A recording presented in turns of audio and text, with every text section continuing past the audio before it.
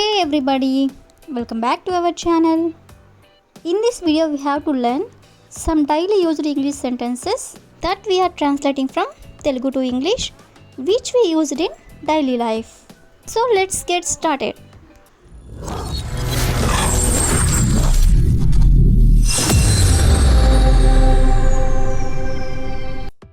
Before going to the topic, if you like this video, please like and share to your friends and family members, and also don't forget to subscribe my channel. Okay, coming to the topic, ఈ రోజు వీడియోలో మనం ముందే తెలిస్తే అంటే if I had know earlier అంటే ముందే తెలిస్తే ఈ వర్డ్ని యూజ్ చేసుకొని కొన్ని ఎగ్జాంపుల్ సెంటెన్సెస్ అనేవి చూద్దాం. సో ఫస్ట్ వన్ ఈస్ ముందే తెలిస్తే నేను నిజం చెప్పేదాన్ని అంటే నాకు ముందుగా తెలిస్తే నేను నిజం చెప్పేదాన్ని అని. సో దీన్ని ఇంగ్లీష్లో if I had know earlier I would have told the truth. If I had know earlier అంటే నాకు ముందే తెలిస్తే I would have told the truth అంటే నేను నిజం చెప్పేదాన్ని అని. నెక్స్ట్ వన్ ఈస్ ముందే తెలిస్తే నేను ఇక్కడికి వచ్చేదానిని కాదు. సో దీని ఇంగ్లీష్లో if I had know earlier అంటే ముందే తెలిస్తే I wouldn't have come here అంటే నేను ఇక్కడికి వచ్చేదానిని కాదు అని. సో నెక్స్ట్ వన్ ఈస్ ముందే తెలిస్తే బస్లో వెళ్ళేదానిని.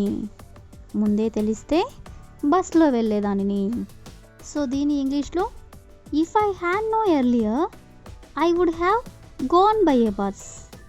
If I had know earlier అంటే ముందే తెలిస్తే I would have gone by a bus అంటే బస్లో వెళ్ళేదానిని అని. సో నెక్స్ట్ వన్ ఈస్ ముందే తెలిస్తే బయటికి వెళ్ళేవాడు కాదు. సో దీన్ని ఇంగ్లీష్లో if he had know earlier అంటే అతనికి ముందే తెలిస్తే he wouldn't have gone out అంటే అతను బయటికి వెళ్ళేవాడు కాదు అని. సో నెక్స్ట్ వన్ ఈస్ ముందే తెలిస్తే ఇంగ్లీష్ నేర్చుకునే వాళ్ళం. సో దీని ఇంగ్లీష్లో if he had know earlier అంటే ముందే తెలిస్తే we would have learned English అంటే ఇంగ్లీష్ నేర్చుకునే వాళ్ళం అని. సో నెక్స్ట్ వన్ ఈస్ ముందే తెలిస్తే వాళ్ళని కలిసేవాళ్ళం. సో దీన్ని ఇంగ్లీష్లో if we had know earlier అంటే ముందే తెలిస్తే we would have met them అంటే వాళ్ళని కలిసేవాళ్ళం అని. సో ఈ విధంగా మనం ముందే తెలిస్తే అనే వర్డ్ని యూజ్ చేసుకొని కొన్ని ఎగ్జాంపుల్స్ అనేవి చూసాం కదా. సో నెక్స్ట్ వచ్చేసరికి ధైర్యం ఉంటే అంటే ఇఫ్ యూ డేర్ నీకు గనక ధైర్యం ఉంటే అని ఇలా అంటూ ఉంటారు కదా. సో ఈ వర్డ్ని యూజ్ చేసుకొని కొన్ని ఎగ్జాంపుల్స్ అనేవి చూద్దాం. సో ఫస్ట్ వన్ ఈస్ ధైర్యం ఉంటే అతనితో మాట్లాడు. సో దీని ఇంగ్లీష్లో if you dare talk to him అంటే అతనితో మాట్లాడు. ఇఫ్ యూ డేర్ అంటే నీకు ధైర్యం ఉంటే. సో నెక్స్ట్ వన్ ఈస్ ధైర్యం ఉంటే ఇక్కడికి రా. సో దీని ఇంగ్లీష్లో if you dare come here అంటే ధైర్యం ఉంటే కమ్ హియర్ అంటే ఇక్కడికి రా. సో నెక్స్ట్ వన్ ఈస్ ధైర్యం ఉంటే ఆమెతో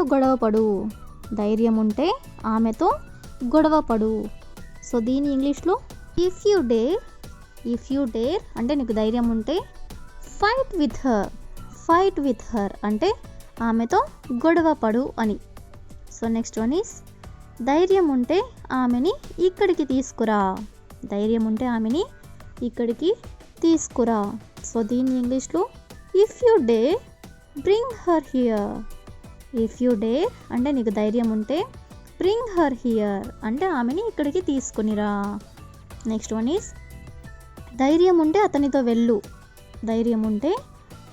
వెళ్ళు.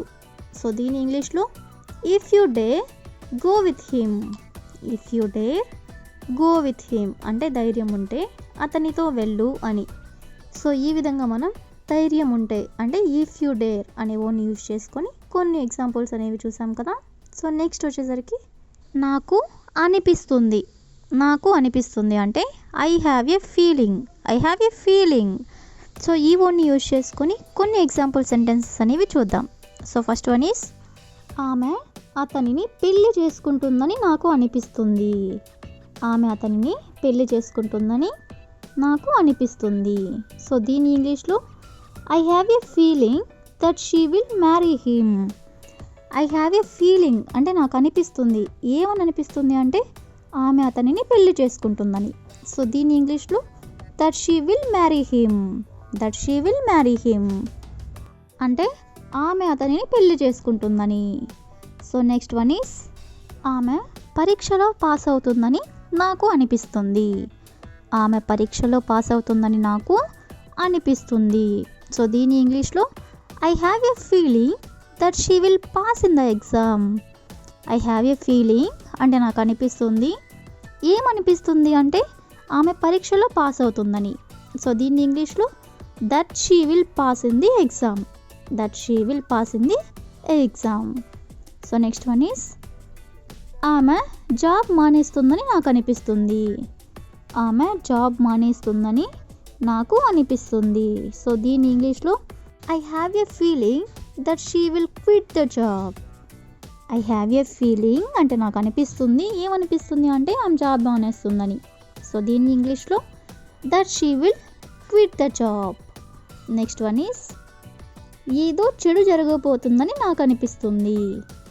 ఏదో చెడు జరగబోతుందని నాకు అనిపిస్తుంది.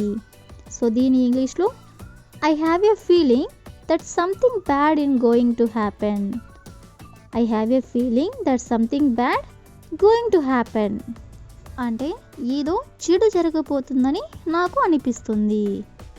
సో ఈ విధంగా మనం నాకు అనిపిస్తుంది అనే వర్డ్ని యూజ్ చేసుకొని కొన్ని ఎగ్జాంపుల్స్ అనేవి చూసాం కదా. సో నెక్స్ట్ వచ్చేసరికి ఒకవేళ. ఒకవేళ అంటే వాట్ ఇఫ్. వాట్ ఇఫ్ ఈ వర్డ్ని యూజ్ చేసుకొని కొన్ని ఎగ్జాంపుల్స్ అనేవి చూద్దాం. సో ఫస్ట్ వన్ ఈస్ ఒకవేళ బస్ లేట్ అయితే. ఒకవేళ బస్ లేట్ అయితే. సో దీని ఇంగ్లీష్లో what if the bus is late. What if the bus is late అంటే ఒకవేళ బస్ లేట్ అయితే. నెక్స్ట్ వన్ ఈస్ ఒకవేళ అతను నీతో మాట్లాడకపోతే.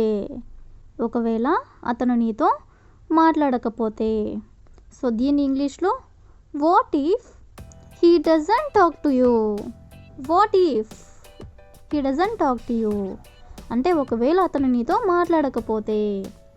సో నెక్స్ట్ వన్ ఈస్ ఒకవేళ ఈరోజు వర్షం పడితే.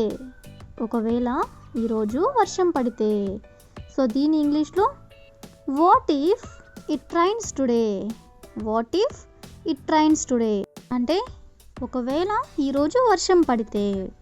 సో నెక్స్ట్ వన్ ఈస్ ఒకవేళ నేను రాకపోతే.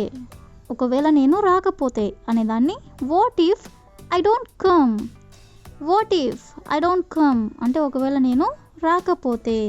So the last example is ఒకవేళ మనం మ్యాచ్ గెలిస్తే. ఒకవేళ మనం మ్యాచ్ గెలిస్తే. సో దీని ఇంగ్లీష్లో what if we win the match. What if we win the match అంటే ఒకవేళ మనం మ్యాచ్ గెలిస్తే. సో ఈ విధంగా మనం వాట్ ఇఫ్ అంటే ఒకవేళ అనే వర్డ్ని యూజ్ చేసుకొని ఎగ్జాంపుల్స్ అనేవి చూసాం కదా. So that's all for today. I will ask you question for you. ఒకవేళ నువ్వు వెళ్ళకపోతే. ఒకవేళ నువ్వు వెళ్ళకపోతే. So if you know this one in English, please comment in the comment section. Thank you for watching.